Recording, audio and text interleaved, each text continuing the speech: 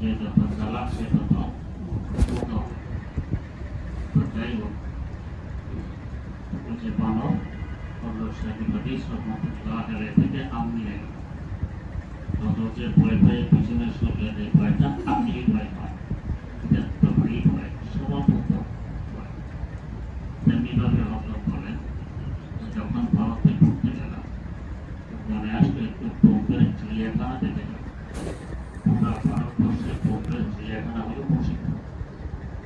তো দেখতে দেখতে বাঘ দেখতে গেলাম, দেখে যে বাঘ কমে যায়, গায়ে তো যায়, বাঘের ভাষা বাইরের দিকে তলা ভিতরের দিকে পুরো দেখা যায়। এত দূর থেকে আসলাম, তাদের ভাষা দেখে চলে যাব।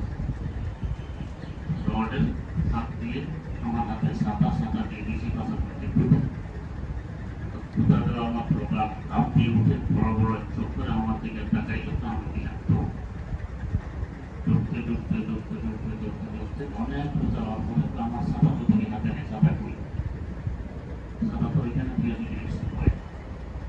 এরপর আমার ফিরে আসলাম, ভাবলাম ঢুকলাম কেন, বাঘ তো প্রধান খাতার ভিতরে রাখা। এই যে ঢুক দিলেন, এটা বউকে তো করি।